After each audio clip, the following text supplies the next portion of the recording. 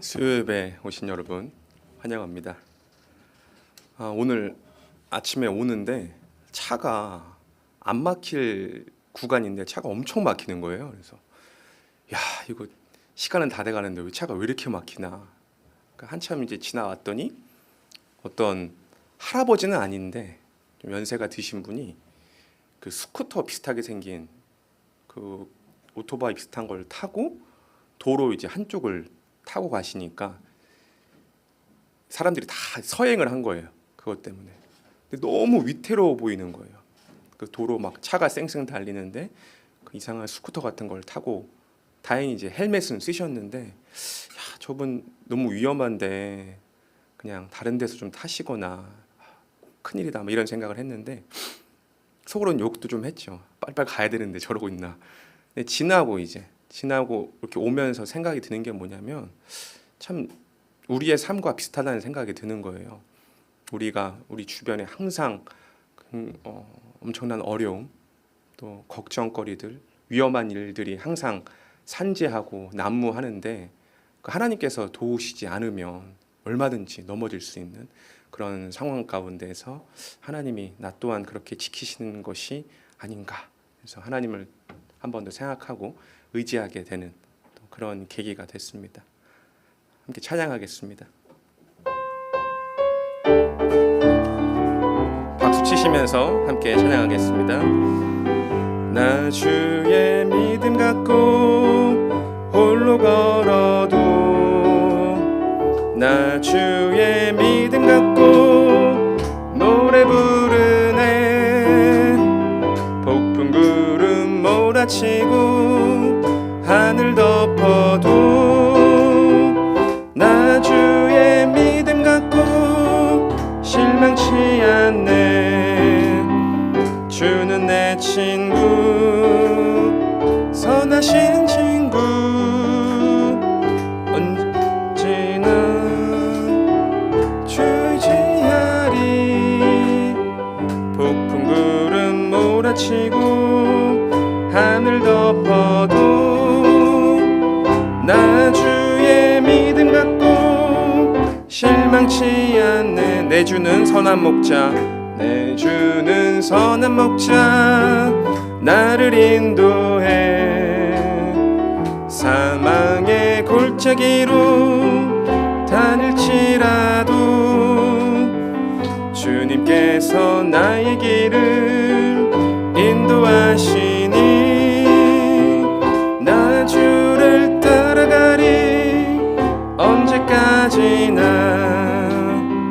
주는 내 목자, 선하신 목자, 어디 가든지 함께 하시네. 주님께서 나의 길을 인도하시니 나 주를 따라가리. 언제까지. 기뻐하며 왕께 노래 부르리. 기뻐하며 왕께 노래 부르리. 소리 높여 할렐루야 부르리. 주님 앞에 나와 찬양 드리며 우리 주님과 함께 기뻐하리라. 나의 창조자, 나의 구원자, 가장 귀한 나의 예수님 찬양합니다. 나의 치료자, 나의 선한 목자 되신 주 예수 나의 주 찬양할. 한 번 더 찬양하시겠습니다. 기뻐하며 왕께 노래 부르리. 소리 높여 할렐루야 부르리. 주님 앞에 나와 찬양 드리며 우리 주님과 함께 기뻐하리라. 나의 창조자, 나의 구 구원자 가장 귀한 나의 예수님 찬양합니다. 나의 치료자 나의 선한 목자 되신 주 예수 나의 주 다 와서 찬양해 다 와서 찬양해 사랑을 주신 주 찬양해 사랑해 우리 주님 생명 주셨네 소리쳐 찬양해 기쁨을 주시는 우리 왕 찬양의 제사 드리며 주님께 경배해 다 와서 찬양해 찬양해 찬양해 주님 찬양해 주님 우리 왕 다 와서 찬양해 찬양해 찬양해 주님 찬양해 주님 우리 왕 한 번 더 하시겠습니다. 다 와서 찬양해 사랑을 주신 주 찬양해 사랑해 우리 주님 생명 주셨네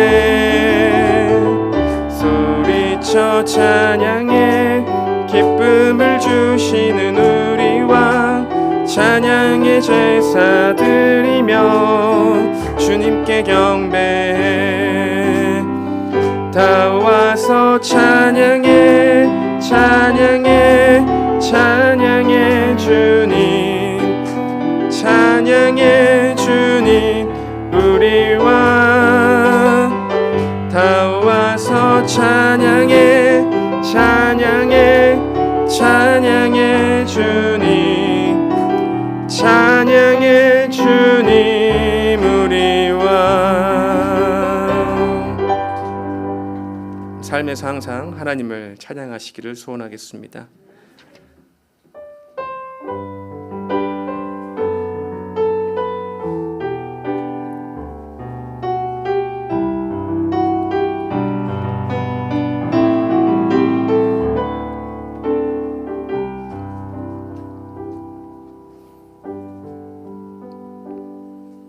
다 표현 못해도 나 표현하리라 다 고백 못해도 나 고백하리라 다 할 수 없어도 나 알아가리라 다 닮지 못해도 나 닮아가리라 표현 못해도 나 표현하리라 다 고백 못해도 나 고백하리라 다 할 수 없어도 나 알아가리라 다 닮지 못해도 나 닮아가리라 그 사랑 얼마나 아름다운지 그 사랑 얼마나 날 부욕해 하는지 그 사랑 얼마나 크고 놀라운지를 그 사랑 얼마나 나를 감격하게 하는지 다 표현 못해도 다 표현 못해도 나 표현하리라 다 고백 못해도 나 고백하리라 다 할 수 없어도 나 알아가리라 다 닮지 못해도 나 닮아가리라 다 표현 못해도 나 표현하리라 다 고백 못해도 나 고백하리라 다 할 수 없어도 나아가리라. 다 닮지 못해도 나 닮아가리라. 그 사랑 얼마나 아름다운지, 그 사랑 얼마나 날 부욕해 하는지, 그 사랑 얼마나 크고 놀라운지를, 그 사랑 얼마나 나를 감격하게 하는지.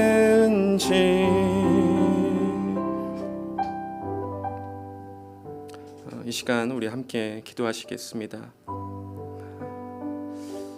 우리가 보이지 않는 하나님을 믿고 살아가고 있는데, 그 하나님을 볼 수 없다면 인간을 의지하거나 돈을 의지하거나 사람들을 의지하며 살아갈 수밖에 없습니다. 하나님, 우리에게 듣는 귀를 허락하여 주옵소서. 하나님, 우리가 음식 없이 살 수 없는 것처럼 우리가 이 영적으로 늘 그 갈급함에 귀를 기울여서 하나님의 말씀을 항상 듣기를 소원하고, 하나님 말씀을 듣기를 원하며 그 말씀으로 살아가기를 원하는 그런 사람이 되게 해달라고. 이제 말씀을 전할 터인데, 그 말씀이 인간적인 이야기가 아니라 하나님의 말씀이자 음성으로 들릴 수 있기를, 그리고 한쪽 귀로 들어왔다가 그냥 사라지는 것이 아니라 그 말씀이 우리의 심령과 마음과 생각과 가치관을 바꾸고 그 안에 깊이 뿌리박아 우리가 더 이상 인간적인 생각으로, 인간적인 마음으로 사는 것이 아니라 하나님의 그 넓고 크고 오묘하신 뜻을 쫓아 성령을 따라 행하며 살 수 있기를 이 시간 함께 기도하시겠습니다. 하나님 감사합니다. 하나님, 우리가 이 시간 말씀을 듣기를 소원합니다. 우리의 생각을 주관하여 주옵소서. 우리의 마음을 다스려 주옵소서. 아버지께서 말씀하실 때 우리가 듣기를 원합니다. 우리의 세상적인 생각을 내려놓게 하시고, 우리가 각자 처한 많은 어려움과 아픔과 고민과 걱정거리들이 있습니다. 하나님, 온전히 하나님 앞에 내려놓기를 소원합니다. 아버지께서 세상 가운데 우리를 두셨음은 이 세상 가운데에서 우리가 단순히 고통과 고난과 가난과 어려움 속에서 헤매다가 괴로움을 겪게 하시는 것이 목적이 아님을 알고 있습니다.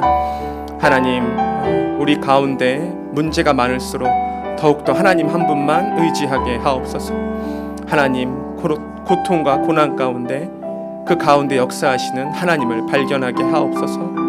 하나님, 오늘 우리가 듣는 이 말씀을 통해서 그동안 알지 못했던 하나님을 알게 하시고, 우리가 그 하나님을 발견하였을 때 아멘으로 받아들이면서 우리가 하나님 중심으로 하나님 뜻을 기준으로 살아갈 수 있게 하여 주옵소서. 하나님, 이 시간을 온전히 하나님께 드립니다. 하나님, 나를 주관하여 주옵소서. 하나님, 우리를 주관하여 주옵소서. 하나님 감사합니다.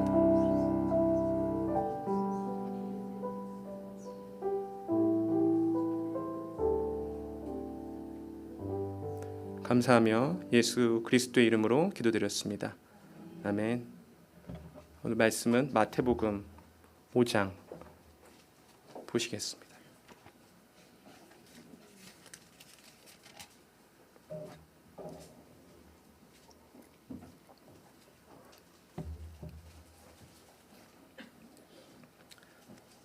지난 시간 12절까지 봤었는데요. 13절부터 16절까지 함께 봉독하시겠습니다.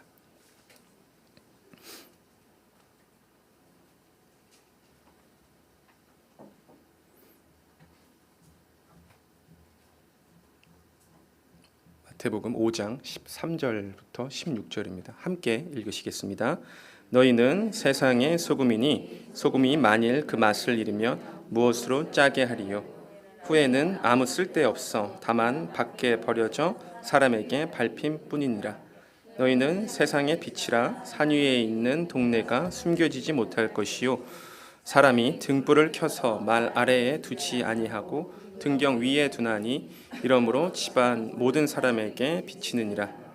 이같이 너희 빛이 사람 앞에 비치게 하여 그들로 너희 착한 행실을 보고 하늘에 계신 너희 아버지께 영광을 돌리게 하라. 아멘. 저희가 이제 보는 말씀이 마태복음 5장입니다.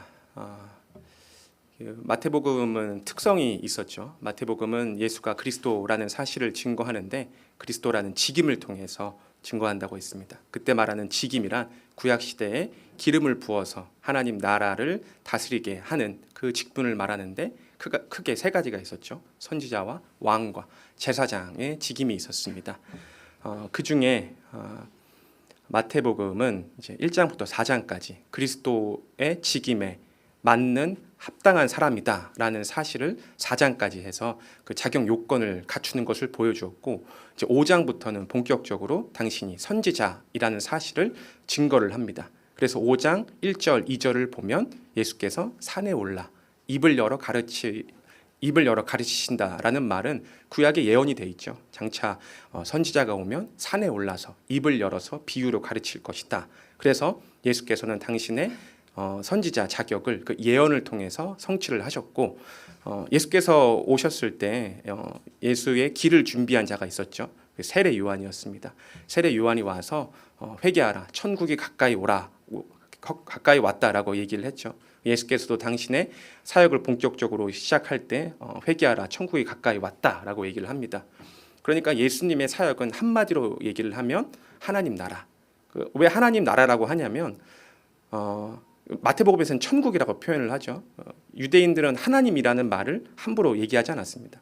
그래서 이제 하나님 나라라고 얘기를 하지 않고 천국이라고 하는 건데, 예수께서 오셔서 하나님 나라, 천국의 주인으로서 그 하나님 나라가 어떠한 모습이고 어떠한 상태이고, 하나님 나라를 알 수 있는 분은 하나님 나라를 직접 경험하고 그 나라를 다스리는 주인밖에 없죠. 그러니까 예수께서 오셔서 하는 일은 당신이 하나님 나라의 주인이기 때문에 그 하나님 나라의 특성을 설명을 해주시는 겁니다. 그 특성의 첫 번째가 바로 천국에는 누가 들어오느냐, 그 백성의 자격에 대해서 이야기를 했죠. 그것을 8가지 복으로 압축해서 요약해서 설명을 했습니다. 8가지 복의 핵심은 바로 복을 받는 자인데, 그 복을 누가 받느냐, 메시아를 기다리고 그리스도를 갈망하고 하나님의 언약이 성취되기를 바라는 그 자들이 바로 하나님 나라의 백성이 될 것이다 라는 말씀이 12절까지의 내용이었고, 이제 13절부터 16절까지는 과연 그 하나님 나라의 백성은 어떤 역할을 하는가. 너희는 세상의 소금이니 소금이 만일 그 맛을 잃으면 무엇으로 짜게 하리요. 후에는 아무 쓸데없어 다만 밖에 버려져 사람에게 밟힐 뿐이라. 그러니까 소금이라는 것은 자기 역할에 충실을 해야 되고, 자기 역할에 충실을 한다는 것은 소금의 제 기능이 음식을 짜게 하는 거죠. 자기가 짠맛을 내야 되는 건데, 백성들도, 천국의 백성들도 마찬가지랍니다. 자기의 어떤 역할을 분명하게 그 기능을 해야 된다. 그 역할이 무엇이냐? 14절에 너희는 세상의 빛이라.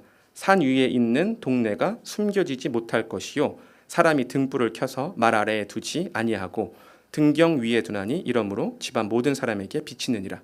이같이 너희 빛이 사람 앞에 비치게 하여 그들로 너희 착한 행실을 보고 하늘에 계신 너희 아버지께 영광을 돌리게 하라. 그러니까 백성의 역할을 말하는데 소금과 빛으로 비유를 하고 있는 거죠. 소금이란 자기의 제 역할, 백성의 제 역할을 하라는 것이고, 그 역할은 뭐냐? 착한 행실을 하라는 건데, 그 착한 행실의 구체적인 방법이 빛의 역할을 하라는 거예요. 그러니까 참 빛은 예수 그리스도죠. 백성 자체, 그들이 빛이 되는 것이 아니라 참 빛이신 예수 그리스도를 전하는 빛의 역할을 하는 건데, 그 빛의 역할이란 바로 예수가 정말 왔다, 구약에 예언된 그 그리스도, 하나님의 아들이 이제 실제로 오셔서 천국 복음을 전파하시고 그들의 백성을 불러 모으시고 있다라는 사실을 증거하는 것이 바로 착한 행실, 빛으로서의 역할을 한다고 볼 수 있습니다. 그리고 나서 이제 백성의 역할을 얘기했다면 천국의 주인은 어떤 역할을 하느냐? 17절, 내가 율법이나 선지자를 폐하러 온 줄로 생각하지 말라. 폐하러 온 것이 아니요 완전하게 하려 함이라. 그러니까 이제 사복음서를 계속해서 살펴보면 예수께서 끊임없이 공격을 받는 게 왜 율법을 지키지 않느냐, 이거거든요. 바리새인들은 나는 율법을 지킨다. 하나님이 구약 시대에 수천 년간 율법을 지키라 하지 않았냐. 근데 너는 유대인이라고 하면서 하나님의 아들이라고 하면서 왜 율법을 지키지 않느냐라는 논쟁이 계속해서 붙습니다. 그 논쟁은 지금까지도 이어져요. 그런데 예수께서 하시는 말씀은 율법이나 선지자를 폐하러 온 줄로 생각하지 말라. 여기서 율법이나 선지자는 좁은 의미에서는 율법 자체를 가리킵니다. 그리고 넓은 의미에서는 구약 전체를 말해요. 표현을 할 때 그 누가복음에서도 예수께서 너희가 율법이나 시나 선지서를 보고 내게 대하여 증거하는 걸 알라고 말씀하시잖아요. 그러니까 율법이나 선지자는 율법 자체나 혹은 구약 전체를 가리키는 건데 그것을 폐하러 온 게 아니라는 겁니다. 폐하러 온 게 아니라 뭐하러 왔냐? 완전하게 하려. 완전하게. 완전하다는 의미가 어떤 부족한 것이 있는 거죠. 부족한 것이 있으니까 그것을 보충하고 채워서 완전하게 한다는 겁니다. 완전의 의미는. 또 그렇게 보충을 해서 뭐 하는 거냐? 성취를 한다는 거예요. 그러면 뭐가 부족했기 때문에 채우는 거냐? 율법이 부족하다는 거죠. 구약 시대의 율법은 히브리서에 보면 모형이라고 합니다. 모형. 장차 오셔서 그리스도께서 참 하나님 나라의 법을 주실 건데 그 나라의 법에 대한 모형이 율법입니다. 그 율법 자체가 하나님 나라의 법은 아닌 거거든요. 그것을 모형적으로 가리키고 있는 건데 예수께서는 그걸 정확하게 짚어주시는 거죠. 너희가 지금 율법과 선지의 말이 모형이니까 내가 그것을 보충하고 강화시키고 채워서 완전하게 이루어 줄게 라고 이야기를 하는 겁니다. 왜? 그것이 바로 하나님 나라의 주인, 하나님 나라의 아들만이 할 수 있는 고유한 특성이기 때문입니다. 진실로 18절 너희에게 이르노니 천지가 없어지기 전에는 율법의 1.1획도 결코 없어지지 아니하고 다 이루리라. 예수께서는 이제 그 율법을 언제 이루어 주실 거냐 정확한 시점을 얘기해 주시는 거죠. 천지가 없어지기 전에. 그래서 예수께서는 실제로 33년 공생애를 마칠 때 모든 율법을 다 이루시죠. 그러니까 지금 예수께서 천국 복음을 전파하면서 시작할 때 내가 율법을 강화해서 다 이루어 주겠다라고 말씀을 하시고 사복음서 마지막에 요한복음인데 요한복음에서 예수께서 고개를 숙이시고 자기 영혼이 떠나가시니라 라고 말할 때 그 직전에 돌아가시기 직전에 하신 말씀이 있습니다. 그것이 바로 다 이루었다. 그러니까 예수께서는 천국의 율법을 강화시켜서 자기가 자신이 다 지키시고 돌아가신다라는 사실을 성취를 하셨는데 그 성취의 범위가 어떠냐? 1.1획도 결코 없어지지 않고 다 이룬다는 거예요. 여기서 1.1획이란 말은 이게 이제 한국 사람들은 좀 이해하기가 쉬운데 뭐 예를 들어서 선교라는 한국말 단어가 있죠. 선교. 근데 우리가 교회에서 점 하나를 빼면 선고가 됩니다. 그리고 선에서 또 점 하나를 빼면 신고가 돼요. 그러니까 선교, 선고, 신고는 완전히 다른 의미잖아요. 완전히 다른 단어예요. 그러니까 히브리어도 마찬가지거든요. 예수께서 그 말씀하시는 1.1획 얘기할 때 이것은 구약 성경을 기록한 언어를 말하는데 그 언어도 한국어와 마찬가지로 점 하나가 찍거나 획을 하나 그어버리면 단어의 의미가 완전히 바뀌어버려요.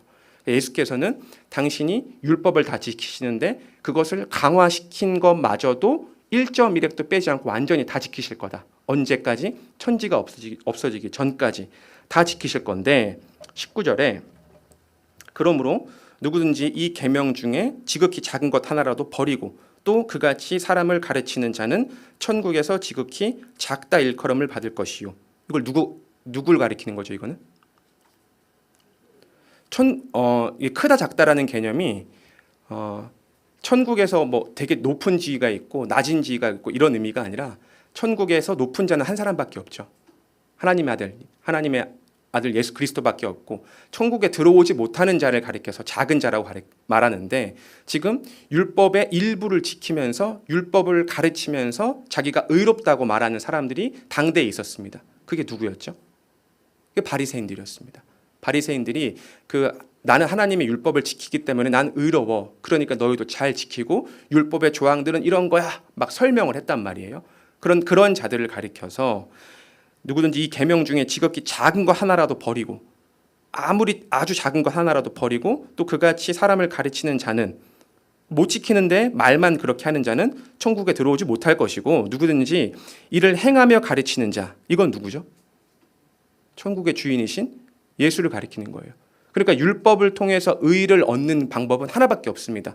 모든 율법 한 점, 1.1획도 놓치지 않고 죽기 전까지 모든 율법을 어느 순간이라도 놓치지 않고 다 지켜야 율법을 지키는 거예요. 율법은 하나라도 어기면 범하는 거예요. 그런 율법의 논리가 있는데 지금 예수께서는 아주 작은 것 하나라도 다 지키고 그러면서 가르치는 자는 천국에서 크다 일컬음을 받는다고 말씀하십니다. 20절에 내가 너희에게 이르노니 너희 의가 서기관과 바리새인보다 더 낫지 못하면 결코 천국에 들어가지 못하니라.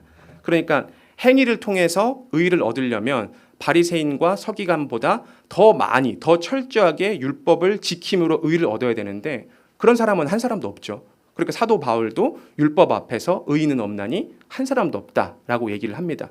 그러면 너희 의가 서기관과 바리새인보다 더 나으려면 어떻게 해야 되나요?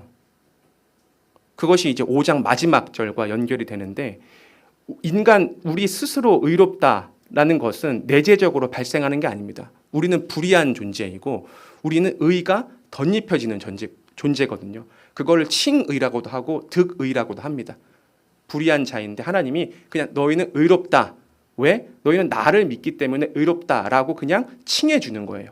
그래서 여기서 말하는 너희 의가 서기관과 바리새인보다 더 나으려면 낫는 방법은 하나밖에 없는 거죠. 누구를 믿는 거? 예수를 믿음으로 칭의를 받는 것밖에 없다라는 이야기를 하고 있습니다. 요약을 해보면 천국에 대해서 이야기를 하고 있는 거예요. 천국에 대해서 얘기할 수 있는 이유는 예수님 본인이 선지자이기 때문에 그 천국에 대해서 이야기를 할 수 있는 것이고 그 천국의 구체적인 내용이 첫 번째는 백성 어떤 자들이 그 천국에 들어올 수 있냐 그 자격에 대해서 얘기를 했습니다. 예수님을 기다리는 자, 그 언약이 이루어질 것을 믿는 자가 천국의 백성으로 들어올 수 있는 것이고 그 백성에게 역할이 있죠. 자기 역할을 충실하게 해야 되는데 그 역할은 뭐냐? 착한 행실을 하는 거. 그러니까 예수가 정말 하나님의 아들이신 그리스도로 오셨다라는 사실을 증거하는 내용인 거죠. 그리고 나서 천국의 주인은 어떤 역할을 하냐? 율법을 강화시켜서 그것을 모두 이룰 것이다. 언제까지? 천지가 없어지기 전까지. 그 범위는 어떻게 되냐? 1.1획도 빼지 않고 다 지킬 거다. 그것을 일부만 지키고 일부만 가르치는 사람은 천국에 들어오지 못하고 그것을 1.1획도 놓치지 않고 다 지키는 자가 천국에서 큰 자, 곧 천국의 주인으로서 인정을 받을 것이다 라는 이야기를 하고 이제 21절부터 48절까지는 그럼 율법을 강화한다고 했는데 율법을 완전하게 한다고 했는데 그 완전한 내용이 무엇이냐에 대해서 설명을 합니다. 21절 옛 사람에게 말한 바 살인하지 말라. 누구든지 살인하면 심판을 받게 되리라 하였다는 것을 너희가 들었으나 구약에는 실제로 살인을 하면 율법을 범하는 규정이 있었는데 22절 나는 너희에게 이르노니 형제에게 노하는 자마다 심판을 받게 되고 형제를 대하여 나가라 하는 자는 공회에 잡혀가게 되고 미련한 놈이라 하는 자는 지옥불에 들어가게 되리라. 그러니까 이제는 살인, 구약 시대에는 모형적인 시대에는 불완전한 율법에는 실제로 살인을 했을 때 그것을 범법이라고 하고 위반이라고 했는데 이제는 형제에게 분노하는 자 그리고 나가라고 하는 것은 욕을 하는 거거든요. 그리고 미련한 놈 전부 다 욕이죠. 그러니까 이제는 실제 살인해서 분노만 해도 범법을 하게 되는 율법을 강화시키는 모습을 예수님이 보여주는 겁니다. 23절 그러므로 예물을 제단에 드리려다가 거기서 내 형제에게 원망 들을 만한 일이 있는 것이 생각나거든. 예물을 드린다는 것은 제사를 드리러 가는 거잖아요. 구약 시대에서 핵심은 제사입니다. 예수님이 오신 것도 마찬가지죠. 말라기에서 얘기하기를 너희가 그렇게 모형적인 제사, 불완전한 제사를 계속 드리니까 내가 이제 참 선지자, 참 제사장을 보내겠다라고 약속을 했단 말이에요. 계속해서 제사에 문제가 있으니까. 그런데 그 중요한 제사의 일을 예물을 드리러 제단에 가고 있는데 그거보다 중요한 일이 없잖아요. 근데 예수님은 율법을 강화하셨으니까 내 형제에게 원망 들을 만한 일이 생각나면 원망이 들면 안 되잖아요. 왜? 그것이 범법이니까. 24절 예물을 제단 앞에 두고 먼저 가서 형제와 화목을 하라는 거예요. 그 후에 와서 예물을 드리라는 거예요. 율법이 강화된 거죠. 너를 고발하는 자와 함께 길에 있을 때 급히 사화하라. 그 고발하는 자가 너를 재판관에 내어주고 재판관이 옥리에게 내어주어 옥에 가둘까 염려하라. 진실로 내게 이르노니 내가 한 푼이라도 남김이 없이 다 갚기 전에는 결코 거기서 나오지 못하리라. 그러니까 지금 감옥에 갇히는 이유는 빚을 졌기 때문에 감옥에 가는 거죠. 그런데 내가 이제 저 상대한테 돈을 빌린 거죠. 그런데 그 상대는 내가 갚지 않으니까 그 일 때문에 마음에 분노가 드는 거고. 그런데 지금 상황은 분노만 해도 살인을 하게 되는 거니까 그런 일을 만들면 안 된다는 겁니다. 그리고 한 푼이라는 것은 최소 단위를 얘기하는 거거든요. 우리 돈으로 따지면 뭐 10원, 100원 단위까지도 그 돈 안 갚으면 어쨌든 조금이라도 그 마음에 분노를 들게 하면 안 된다는 거예요. 그 정도로 분노를 철저하게 일으키면 안 된다고 하는데 그럴 수 있는 사람이 있나요? 없죠. 그러니까 이거는 예수님만이 지킬 수 있는 율법이 되는 거예요. 그것이 구약의 모형적인 율법과 다른 천국의 율법이 어떠한가? 살인이 아니라 마음의 분노조차도 일으켜서는 안 된다. 27절 또 간음하지 말라 하였다는 것을 너희가 들었으나 나는 너희에게 이르노니 음욕을 품고 여자를 보는 자마다 마음에 이미 간음하였다. 구약 시대에는 간음, 실제로 어떤 육체적인 행위를 통해서 간음을 할 때만 그것을 범법을 했다고 규정을 했는데 이제는 마음의 음욕만 품어도 여기서 음욕이라는 것은 저 사람 아름답다, 저 사람 멋지다 라는 마음조차 든다면 그것이 범법, 율법을 위반하는 행위가 된다는 거예요. 만일 내 오른 눈이 너로 실족하게 하거든 빼어버리라. 내 백체 중 하나가 없어지고 온몸이 지옥에 던져지지 않는 것이 유익하며 또한 만일 내 오른손이 너로 실족하게 하거든 찍어 내버리라. 내 백체 중 하나가 없어지고 온몸이 지옥에 던져지지 않는 것이 유익하니라. 첫 번째는 살인해서 분노로 발전을 했고 강화가 됐고, 두 번째는 이제 실제로 간음하는 거에서 음욕만 해도 그것이 범법을 한 거다라고 이야기를 해주고 있습니다. 31절 또 일렀을 때 누구든지 아내를 버리려거든 이혼 증서를 줄 것이라 하였으나 나는 너희에게 이르노니 누구든지 음행한 이유 없이 아내를 버리면 이는 그로 간음하게 함이요 또 누구든지 버림받은 여자에게 장가드는 것 자도 간음함이라. 구약 시대에는 남자에게 이혼권이 있었어요. 그래서 나 너랑 이혼하겠다라고 결정을 하면 그냥 이혼이 되는 거예요. 대신 모세가 이혼 증서를 써주라고 했거든요. 그런데 강화된 율법은 뭐냐면 그렇게 안 된다는 거예요. 이제는 여자가 음행한 이유가 있어야지만 이혼을 할 수 있다. 이것 또한 율법이 강화된 거죠. 33절 또 옛 사람에게 말한 바 헛맹세를 하지 말고 내 맹세한 것을 주께 지키라 하였다는 것을 너희가 들었으나 나는 너희에게 이르노니 도무지 맹세하지 말지니 하늘로도 하지 말라. 이는 하나님의 보좌임이요. 그러니까 구약 시대에는 맹세는 할 수 있었습니다. 근데 그 맹세를 반드시 지켜야 했죠. 근데 그 맹세를 할 때 행위가 어떻게 했냐? 하늘로도 막 맹세를 했거든요. 하늘에 하나님이 계신다. 그리고 35절에 땅으로도 하지 말라. 이는 하나님의 발등상임이요 예루살렘으로도 하지 말라. 그곳은 성전이 있으니까 그렇게 하지 말라는 거예요.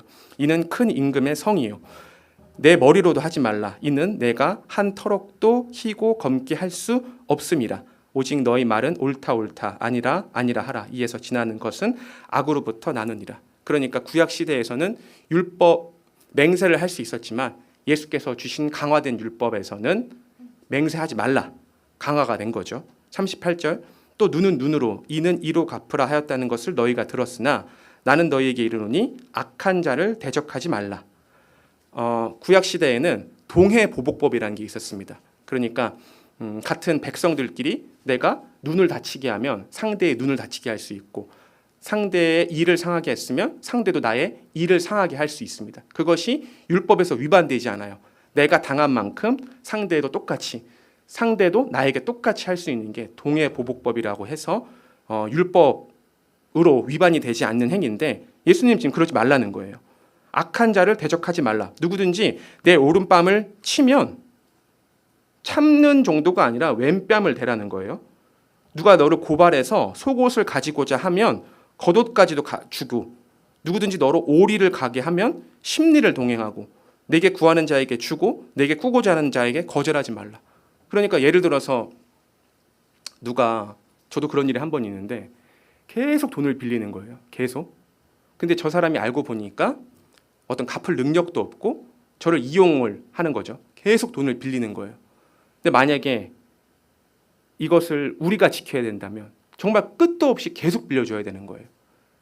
근데 한두 번이야 빌려줄 수 있지 모든 거를 다 계속해서 빌려줄 수가 있나요? 그럴 수가 없죠. 그러니까 예수님이 말한 핵심은 율법이 있는데 그 율법을 완전하게 강화시켜서 아무도 지킬 수 없게 만들겠다라는 게 예수님의 목적이거든요. 43절 또 내 이웃을 사랑하고 내 원수를 미워하라 하였다는 것을 너희가 들었으나 나는 너희에게 이르노니 너희 원수를 사랑하며 너희를 박해하는 자를 위하여 기도하라. 이웃을 사랑하라는 것은 율법에 있습니다. 그런데 원수를 미워하라는 것은 유대 전통 중에 하나예요. 이러기는 쉽죠. 이웃을 사랑하고 원수를 미워하는 것은 당연하게 느껴지는 건데 예수께서 하시는 말씀은 뭐냐면 너희 원수를 사랑하며 너희를 박해하는 자를 위하여 기도하라는 겁니다. 여기서 말하는 원수란 그냥 마음에 좀 분노를 일으키는 사람이 아니라 나의 모든 것을 앗아가고 나의 가족과 나의 건강, 그러니까 나를 완전히 파멸시키는 존재를 가리켜 원수라고 하는데 그런 원수를 사랑하라고 하는 겁니다. 이같이 한즉 하늘에 계신 너희 아버지의 아들이 되리니. 45절에서 이제 결과가 나오는 거죠. 이같이 한즉 마음의 분노도 일면 안 되고 음욕도 품어서는 안 되고 맹세도 하면 안 되고 악한 자를 대적하면 안 되고 또 원수를 미워하는 게 아니라 사랑을 하면 그렇게 하면 뭐가 되냐면 하늘에 계신 너희 아버지의 아들이 되는 겁니다. 아들이 되는 게 쉽나요? 어렵나요? 하나님의 아들이 되는 거.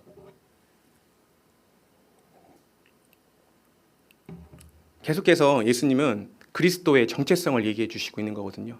1장에서도 마찬가지잖아요. 아브라함과 다윗의 그 왕의 족보로 태어나야 되고 성령을 통해서 잉태돼야 됩니다. 왜?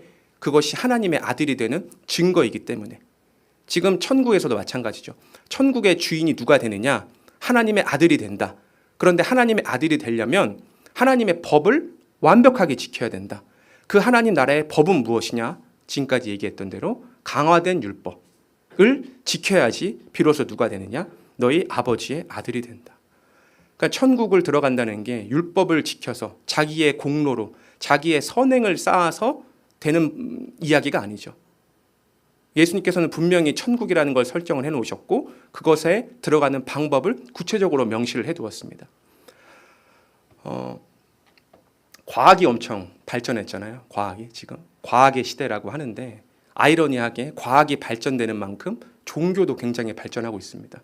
사람들이 종교를 부인하고 과학을 신봉할 것 같은데 종교인의 수는 엄청나게 급증을 하고 있거든요.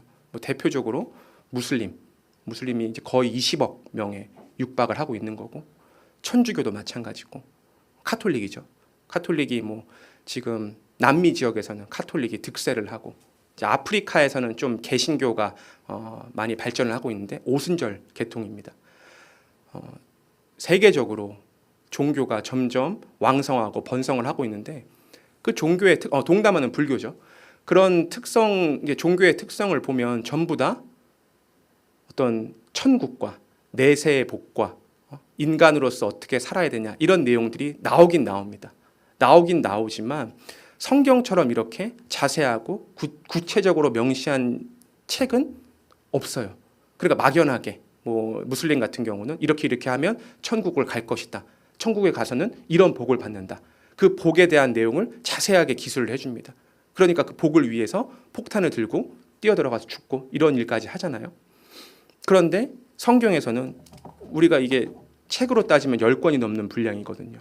이 10권이 넘는 분량에 대한 핵심 내용은 뭐냐면 하나님이 살아계신다. 그 하나님은 어떤 분이시고 그 하나님이 어떤 나라를 만드셨고 그 나라의 특성은 무엇이고 그 나라에 들어올 수 있는 백성은 이러하다라는 내용을 아주 자세하게 얘기를 해준 겁니다.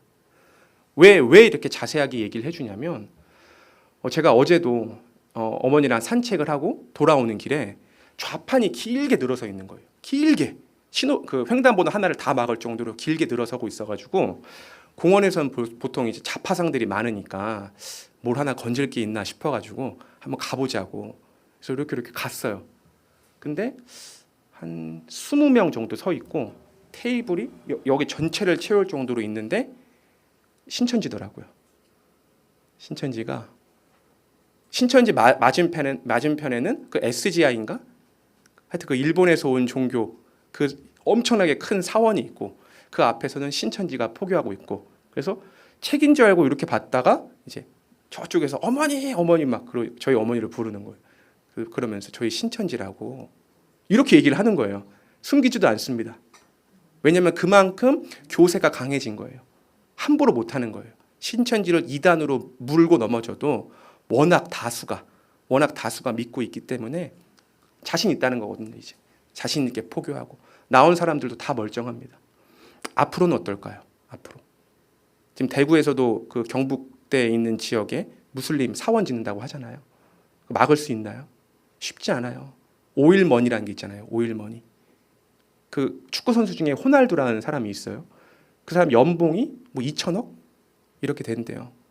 그 돈 무궁무진한 어마어마한 자본력을 가지고 밀고 들어오면 열애 없이 그냥 다 넘어가게 돼 있습니다. 돈 앞에 장사 없잖아요. 그만큼 이 교리적으로 굉장히 첨예한 시대인데 무슬림, 천주교, 뭐 신천지 등등 구원파 엄청나게 많은 종교들에 쉽게 노출될 수 있는 상황인데 우리가 그런 이단과 잘못된 사상에 빠지지 않을 수 있는 방법은 하나밖에 없어요. 내가 하나님 말씀으로 올바르게 서지 않는 이상, 내가 견고하게 돼 있지 않는 이상 넘어갈 수밖에 없어요. 돈과 그들의 친절과 그들의 달콤한 말에 그 어느 누구도 대학생들과 의사, 변호사들이 바보라서 신천지를 따라가는 게 아니란 말이에요. 그럴듯한 논리와 그럴듯한 변증이 있기 때문에 다 넘어가는 거란 말이에요. 그러니까 우리가 우리 주변에 얼마든지 그런 사람이 있을 수도 있고 실제 지금도 있는 분도 있을 겁니다. 내가 아는 사람 중에 누가 신천지에 빠졌다더라. 누가 아는 사람이 뭐 JMS에 빠졌다더라. 야 누가 어디 이단 다닌대 라고 했을 때 우리가 그들에게 정말 참된 진리를 알려주고 그것이 잘못됐다라는 것은 어떤 기준이 있어야 되는 거거든요. 그러니까 무슬림도 뿌리를 기독교에 두고 있어요. 자기네가 그래요. 무슬림들이 예수님 인정하나요? 안 하나요? 인정합니다. ቁ란에 보면 예수님이란 말이 많이 나올까요? 무함마드라는 말이 많이 나올까요? 예수님이라는 말이 압도적으로 많이 나옵니다. ቁ란 보다가 헷갈리면 누구한테 물어보라고 할까요? 성경을 잘 아는 사람한테 물어보라고 합니다. 되게 아이러니하죠. 되게 아이러니해요. 그런데 뭘 걸고 넘어지냐면 신약 성경 너네 보니까 오류가 되게 많더라. 그거 교부들 예전에 유명했던 그 교황들이 다 바꿔치기 한 거고 마지막 선지자 무함마드가 만든 이 ቁ란이 진짜야. 그렇게 걸고 넘어지는 거예요. 그러니까 우리가 이 말씀 한 절 한 절을 생명의 양식으로 받아들이고 그다음에 우리 후대에게 전파하는 일이 너무나 급하고 귀중한 일임을 잊지 않으셨으면 좋겠습니다. 이 율법도 마찬가지죠. 이렇게 한즉 하늘에 계신 너희 아버지의 아들이 된다. 이는 하나님이 그 해를 악인과 선인에게 비추시며 비를 의로운 자와 불의한 자에게 내려주심이라. 그러니까 하나님의 아들만이 해를 비추시고 비를 내려주실 수 있는데 그렇게 하나님의 아들이라는 사실을 증거할 수 있는 방법은 하나님 나라에 대한 그 법을 설명을 해주시고 그 법을 온전하게 성취해 주심으로써. 그러니까 이제 앞으로 나오는 마태복음 이후에 마태복음을 포함한 그 사복음서에 보면 예수께서 이러한 하나님의 나라의 법을 실제로 본인이 다 성취를 해주십니다. 그러면서 하나님의 아들로 증거를 하시고 내가 다 이루었다. 밭이 다 이루었고 다 기록해 두었어. 그러니까 내가 바로 하나님의 아들이야 라는 사실을 증거를 하는 거죠. 46절 너희가 너희를 사랑하는 자를 사랑하면 무슨 상이 있으려. 이건 누구나 할 수 있는 거니까. 세리라는 이제 당시에 앞잡이 같은 인물이었거든요. 그 이스라엘 백성들이 수탈을 당하고 있었는데 로마의 명령을 따라서 세금을 걷어가지고 로마에게 주던 자들이 세리였는데 세리도 그같이 한다. 그러니까 너희가 지키는 그 율법의 수준은 누구나 할 수 있고 심지어 앞잡이 같은 세리도 할 수 있는 거다. 47절 또 너희가 너희 형제에게만 무난하면 남보다 더하는 것이 무엇이냐. 같은 맥락이죠. 이방인들도 이같이 아니하느냐. 48절이 중요합니다. 그러므로 하늘에 계신 너희 아버지의 온전하심 같이 너희도 온전하라. 만약에 이것이 지켜서 행해서 온전해지는 거라면 아무도 이걸 지킬 수 없죠. 그러니까 죄인인 우리가 언제 온전해지고 언제 의롭게 되는 거냐? 하나님은 너희 아버지의 온전하심, 아버지께서 온전하신 이유는 하나밖에 없습니다. 아버지가 신실하시고 온전하시고 완전하시다는 증거를 보여주는 방법은 당신이 언약을 세워주시고 어떠한 환경과 여건과 상황에도 불구하고 그 약속을 완벽하게 성취해 주심으로써 나는 정말 신실한 자야, 나는 완전한 자야, 나는 온전한 자야 라는 사실을 증거를 해주시고 확인을 해주시는데, 그러면 너희는 어떻게 하는 거죠? 너희는 언제 온전해지는 거죠? 그런 하나님을, 그런 예수를 하나님의 아들이신 그리스도로 믿을 때 온전해지는 겁니다.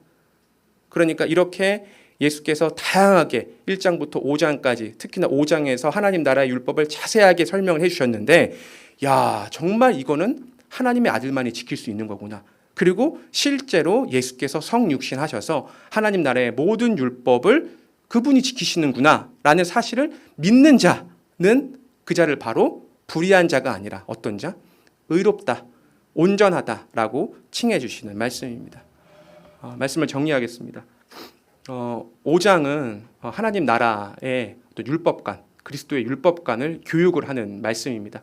예수께서 교육을 하시는 이유는 분명하죠. 당신이 선지자이기 때문이에요.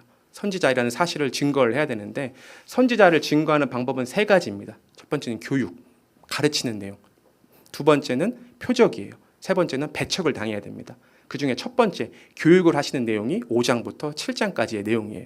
그 말씀을 가리켜서 산상수훈이라고 합니다. 산에 올라갔다가 가르치시고 산에 내려오는 장면이 앞과 뒤로 연결되어 있기 때문인데, 그 교육하시는 내용이 5장에서는 하늘나라가 어떤 나라인지, 그 나라의 율법에 대해서, 나라의 정체성은 법에 있잖아요. 우리가 민주주의 국가라고 할 수 있는 것은 법이 민주적입니다.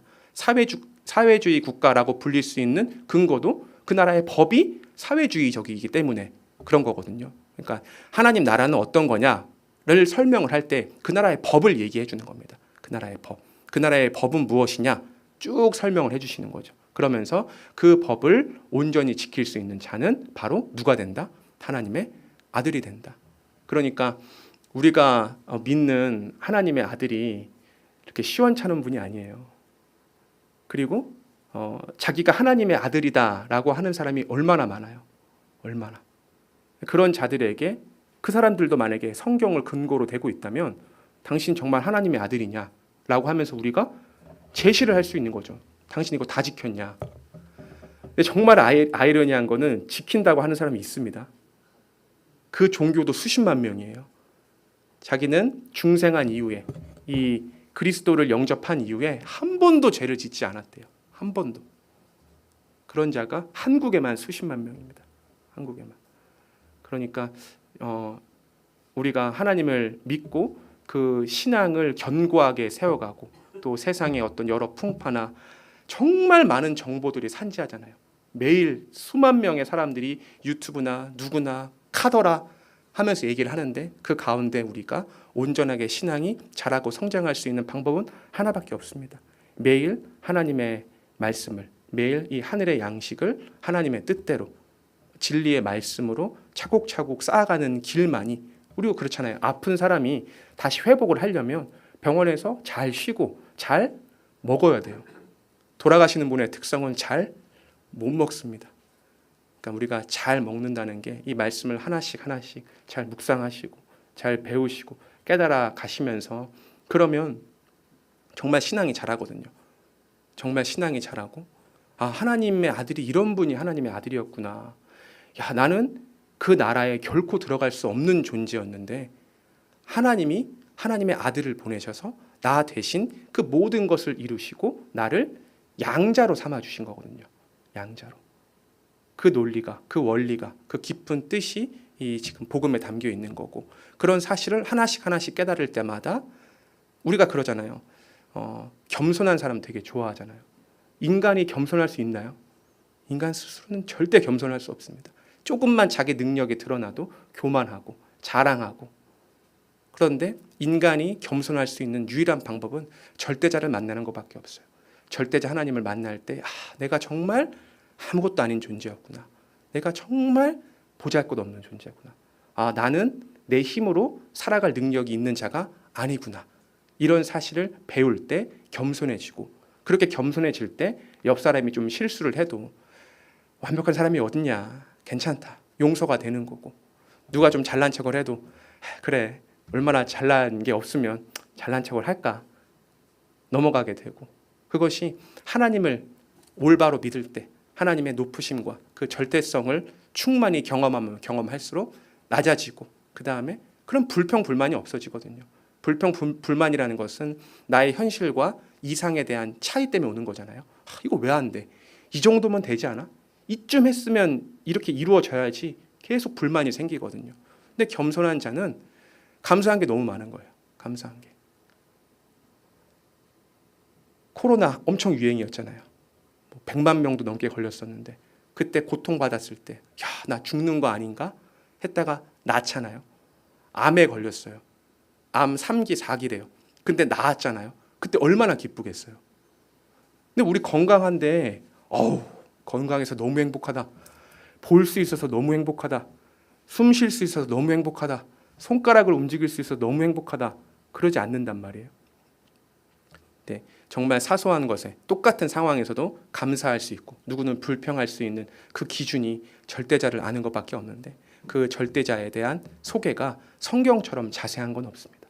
성경 하나님에 대해서 알 수 있는 유일한 방법도 말씀밖에 없고, 이 말씀을 보면 볼수록 나의 위치를 자각하게 되고, 그러면 그럴수록 내 마음이 평온해지고, 내 마음에 안식이 오고, 이 땅에서 좀 어렵더라도 아, 내가 갈 나라는, 이 땅은 모형인데 하나님 나라가 있는데, 이 땅에서 좀 손해보면 어때? 이 땅에서 좀 부족하면 어때? 어차피 난 하나님 나라 가는데, 그 전까지 기쁘고 즐겁게 또 감사하며 살아가자라는 생각이 들 수 있게 하는 그 근본이 말씀에 있음을 기억하시고 함께 찬양하시겠습니다. 당신은 영광의 왕.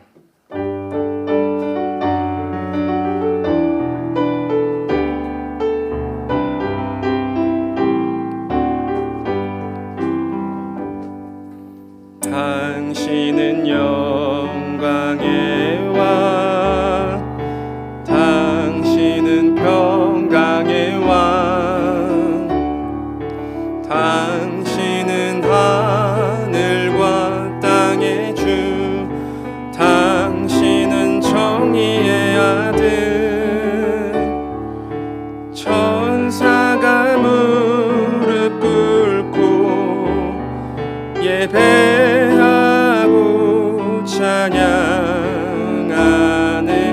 영원한 생명 말씀, 당신은 예수 그리스도 주. 호산나 다윗의 자손께, 호산나 불러 왕 중의 왕. 높은 하늘엔 영광을, 예수 주 메시아네. 당신은 영광의 왕, 당신은 영광의 왕, 당신은 평강의 왕, 당신은 하늘과 땅의 주, 당신은 정의의 아들. 천사가 무릎 꿇고 예배하고 찬양하네. 영원한 생명 말씀, 당신은 예수 그리스도 주. 호산나 다윗의 자손께, 호산나 불러 왕 중의 왕. 높은 하늘엔 영광을, 예수 주 메시아네.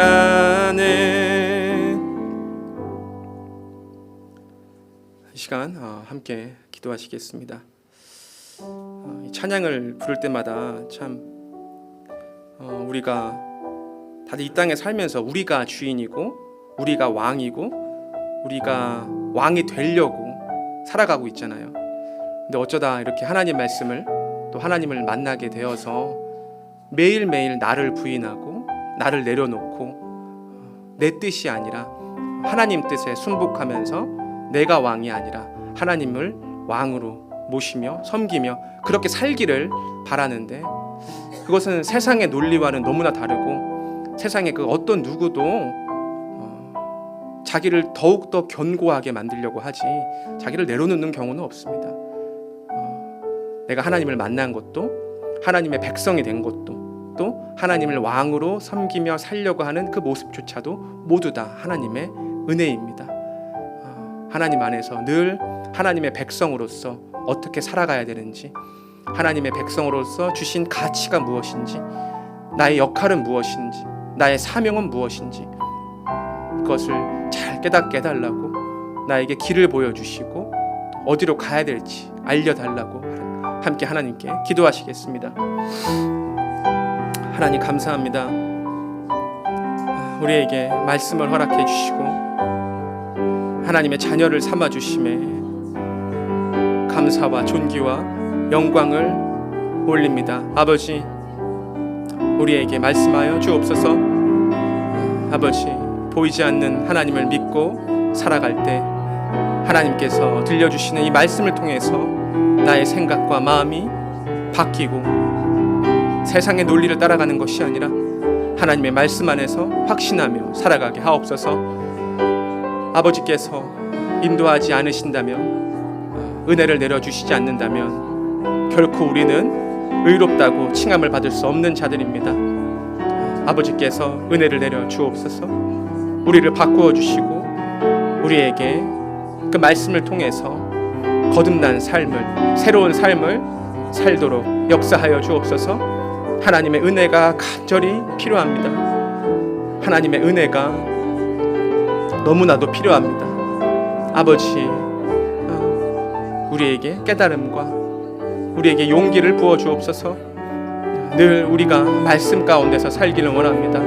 아버지, 말씀을 사모하게 하옵시고 우리가 이것을 단순히 세상의 논리로 해석하면서 나의 유익을 구하는 것으로 만족하는 것이 아니라 하나님을 발견하게 하옵소서.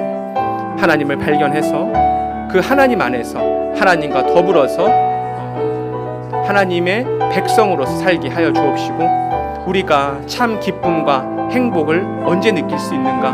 하나님을 만났을 때입니다. 절대자이시고 창조주이시고 영원하신 하나님을 발견할 때라야만 우리가 비로소 이 세상의 여러 근심, 걱정, 사건들, 무서운 일들을 능히 감당하며 이겨낼 수 있습니다. 우리의 힘으로 할 수 없음을 고백합니다. 아버지, 우리의 욕심과 우리의 자아와 우리의 내적인 고집을 꺾어주시고 하나님의 말씀으로 살아갈 수 있기를 하나님께서 인도하여 주옵소서. 아버지 감사합니다.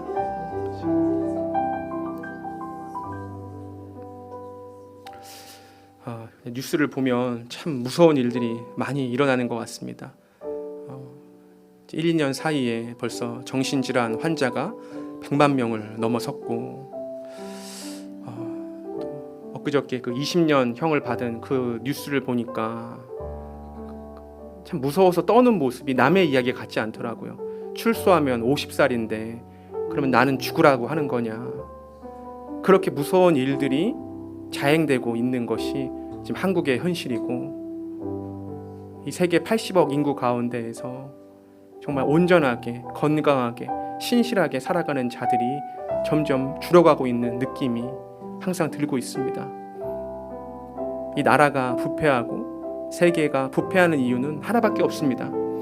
하나님을 모르고 하나님을 떠나서 살면 도무지 삶의 기준이 없고 삶의 방향이 없고 목표가 없기 때문에 영적으로 부패할 수밖에 없고, 그 영적인 부패는 결국 죄악과 범죄와 끊임없는 잔인한 일들을 발생할 수밖에 없습니다. 하나님, 우리를 긍휼히 여겨 주옵소서. 하나님께서 우리의 영혼을 맑혀 주옵소서. 나뿐만이 아니라 우리 주변에 우리 교회를 또 우리 동네를, 나의 이웃을, 우리 나라를, 이 세계를 정말 곳곳에 하나님의 말씀이 스며들게 하셔서 그 말씀을 깨닫고 죄인으로 살아가는 것이 아니라 하나님께 덧입은 그 의인으로 살아갈 수 있기를, 그래서 그 의인이 선한 능력, 선한 영향력을 펼쳐서 정말 이 무시무시한 세상에 공포로 살아가는 것이 아니라 그 그리스도의 자녀들이 서로 연합해서 화목해서 아름답게 감사하며 선한 인생을 살아갈 수 있기를, 우리의 영적 부패와 하나님의 말씀을 사모하는 마음과 또 이 세계적으로 어려워지고 있는 이 시국에 하나님의 말씀이 끊어지지 않기를, 그 말씀이 세계 곳곳에 전파될 수 있기를 함께 기도하겠습니다. 아버지, 참 무서운 세상에 살고 있습니다. 아버지, 우리에게 정말 이 복음을 사모하는 마음을 허락하여 주옵소서. 아버지, 이것이 나 혼자 이 말씀을 안다고 해서 결코 바뀌지 않습니다. 아버지, 나에게 여러 사람을 붙여주셨고 여러 사람을 만나게 하셨습니다. 우리가 이 깨달은 말씀을 기준으로, 이 말씀을 근간으로 하나님 나라를 확장하고 이 복음이 전파되는 일에 귀하게 사용될 수 있기를 하나님 역사하여 주옵소서. 세상이 병들어가고 있습니다. 정말 이 악한 마귀들로 인해서 우리가 감히 상상할 수도 없는 일들이 벌어지고 있고 그 일들을 볼 때 정말 좌절하고 낭망할 마음의 불편함과 어려움과 걱정과 두려움이 생기고 있습니다. 아버지께서 보호하여 주옵시고 아버지께서 지켜 주옵소서. 아버지, 우리를 긍휼히 여겨 주옵소서. 아버지, 이 땅에서 악의 세력이 떠나가기를, 아버지, 우리에게 주신 이 말씀을 통해서 아버지께 주신 그 사명을 늘 기억하면서 우리가 세상에 어떤 돈을 벌거나 명예를 쌓거나 또 나의 어떤 나라를 만들기 위해서 애쓰는 것이 아니라 그 하나님 나라를 확장하고 하나님 나라를 세워가고 하나님의 백성이자 자녀이자 아들로서 살아가는 그 본분을 놓치지 않게 하나님께서 역사하여 주옵소서. 하나님, 아버지께서 하시지 않으면 결코 할 수 없습니다. 아버지, 우리가 하나님의 말씀으로 양육되고 하나님의 말씀으로 자라나서 그 말씀을 기반으로 살아갈 수 있게 역사하여 주옵소서. 아버지의 힘이 간절하게 필요합니다. 아버지, 우리를 도와주옵소서. 아버지, 우리를 이끌어 주옵소서. 아버지께서 힘주지 않으시면, 아버지께서 도와주시지 않으면 아버지 할 수 없습니다. 아버지 도와주옵소서.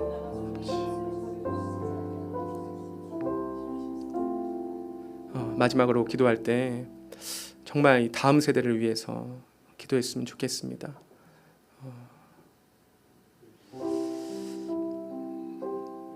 참 이 다음 세대를 보고 있으면 과연 저들이 맞이할 10년 후, 20년 후는 어떤 모습일까?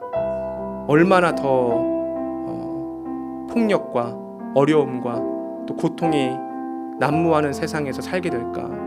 사람들은 점점 더 자기를 숭배하고 돈을 숭배하고 세상의 권력을 의지하면서 살아가는데, 과연 하나님 말씀을 잘 지키면서 하나님의 자녀로서 살아갈 수 있을까?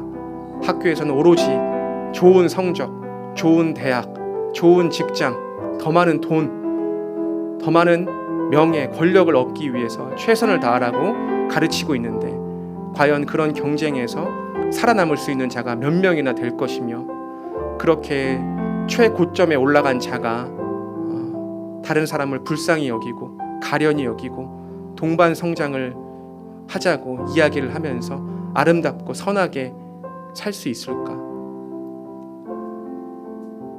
정말 하나님이 어른들부터 올바로 깨워주시고 올바른 신앙의 모습을 살게 하시고 그것을 잘 후대에게 전달하지 않는다면 정말 이 다음 세대들은 길이 없고 방향이 없고 배울 것이 없고 모범이 없는데, 정말 우리가 하나님 앞에서 다시 한번 낮아지고 겸손하고 이 말씀을 잘 순복하고 이 말씀대로 살기를, 이 말씀에 따라 살기를 그래서 이 후대에게 이 좋은 신앙을, 아름다운 신앙을, 이 진실과 진리와 하나님의 말씀을 잘 전달하여서 그들도 세상이 혼란스럽고 풍파가 득세하지만 그 가운데 하나님의 자녀로서 당당하게 살아갈 수 있기를, 그러기 위해서 또 분당 오륜교회가 무엇보다 말씀과 성령과 기도와 찬양의 사역이 놓쳐지지 않고 목사님의 건강과 목사님의 가정과 우리 사역자들의 앞길과 또 성도님들의 각자의 환경과 처소와 직장과 가정에서의 평안과 늘 어딜 가든지 세상 것을 쫓지 않고 하나님의 것을 구하면서 세상의 나라가 아니라 하나님의 나라를 함께 만들어 갈 수 있기를 이 시간 기도하겠습니다. 하나님 앞에서 정말 참된 가치가 무엇인지 생각하게 됩니다. 아버지,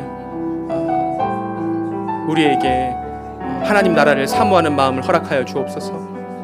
그리하여서 우리가 가정에서 자녀를 기르고 학교에서 학생들을 양육시키는 것처럼 우리가 다음 세대를 위해서 헌신하면서 하나님 나라를 굳건히 세워갈 수 있기를 하나님께서 역사하여 주옵소서. 이 나라가 튼튼하고 나라가 건강하려면 자라나는 세대들이 건강하고 자라나는 세대들이 충분하고 그 자들이 나중에는 결국 이 나라의 주춧돌로 자리를 잡게 됩니다. 아버지, 우리가 무엇보다도 이 다음 세대들을 위해서 헌신하며 살 수 있기를, 그리하기 위해서 우리가 하나님의 은혜를 충만히 누리고 그 은혜를 받은 자로서 다음 세대에게 은혜를 베풀 수 있기를 하나님께서 역사하여 주옵소서. 하나님께서 하시지 않으면 할 수 없습니다. 우리가 하나님 안에서 생명을 공급받지 않고 우리가 하나님 안에서 힘을 받지 않고 또 하나님의 능력으로 하지 않으면 결코 할 수 없음을 고백합니다.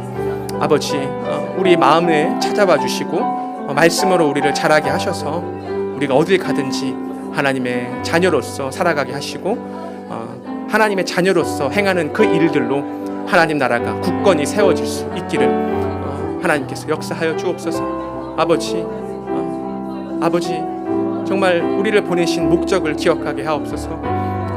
하나님의 나라를 온전히 세워갈 수 있기를 소원합니다. 눈에 보이고 사라지고 없어지는 그 허황된 모형적인 나라를 위해서 사는 것이 아니라 경쟁과 분투와 분쟁과 이기심과 자기 자신만 아는 그런 나라를 세워가는 것이 아니라 정말 참된 진리가 무엇이고 참된 진실이 무엇이고 어떤 것이 영원하며 참 선하며 아름다운 것인지 그것을 올바르게 세워갈 수 있는 그런 나라에 함께 합심하며 그 나라를 누리며 그 나라에서 복을 느끼며 살아갈 수 있기를 하나님 소원합니다.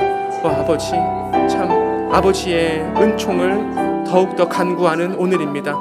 아버지, 내일 일을 걱정하게 마시고 오늘 우리에게 주어진 여러 가지 일들과 사명과 사람과 사건에 충실할 수 있게 하여 주옵소서. 아버지, 사람을 중심으로 나를 중심으로 생각하는 것이 아니라 늘 남을 낮게 여기게 하시고 나를 위해서가 아니라 우리를 위해서 또 하나님 나라를 위해서 생각할 수 있도록 아버지께서 역사하여 주옵소서. 아버지 하나님 감사합니다.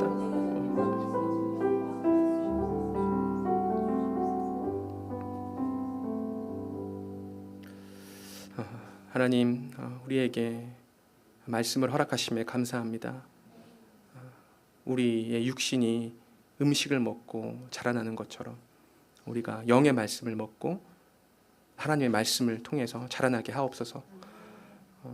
좋지 않은 음식을 먹으면 건강이 상하고 또 음식을 제대로 먹지 않으면 몸이 아픈 것처럼 우리가 늘 하나님 말씀에 귀를 기울이고 또 하나님 말씀을 사모하고 또 건강한 말씀, 올바른 말씀, 진리의 말씀을 먹을 수 있도록 인도하여 주옵소서. 하나님, 우리가 영이 자라는 것처럼 우리 안에 계시는 성령이 더욱더 내 삶을 주관하기를 소원합니다. 인간적인 세상으로 살 때 우리는 늘 불평과 불만과 좌절과 낭망의 연속에 빠질 수밖에 없습니다.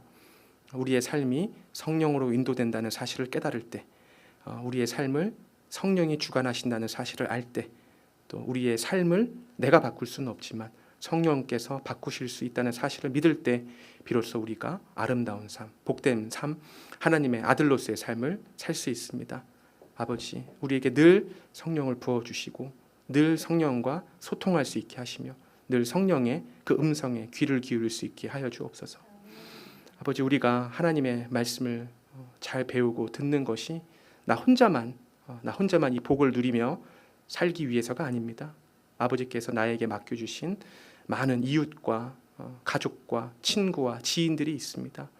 우리가 좋은 약을 먹고 병이 나으면 그 약을 광고하고 선전하는 것처럼 우리가 이 기쁜 마음, 이 복된 소식을 정말 널리 전파할 수 있도록 하나님께서 말씀의 깨달음을 주시고 그 기쁨과 그 복음을 전할 수 있도록 인도하여 주옵소서. 정말 하나님의 말씀이 그 어느 때보다 간절히 필요하고 또 그 말씀 없이는 살 수 없는 때가 도래했습니다. 이렇게 물질이 풍성해지고 또 많은 지식과 과학과 기술이 발전하였지만 사람들은 날마다 더욱더 부패하고 더욱더 정신적으로 힘들어하면서 더욱더 알 수 없는 사건과 사고들이 끊임없이 발생하고 있습니다. 아버지, 우리가 세상의 진리를 따라가는 결과가 바로 오늘날의 현대 사회의 모습입니다. 아버지, 세상의 진리를, 세상의 이야기를 따라가는 것이 아니라 하나님의 그 살아있는 말씀을 따라가게 하옵소서. 감사하며 우리 주 예수 그리스도의 이름으로 기도드렸습니다.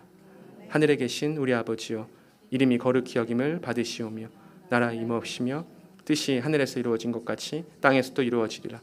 오늘날 우리에게 일용할 양식을 주옵시고 우리가 우리에게 죄진 자를 사하여 준 것 같이 우리 죄를 사하여 주옵시고 우리를 시험에 들게 하지 마옵시고 다만 악에서 구하옵소서. 대개 나라와 권세와 영광이 아버지께 영원히 있사옵나이다. 아멘. 계속해서 기도 이어가겠습니다.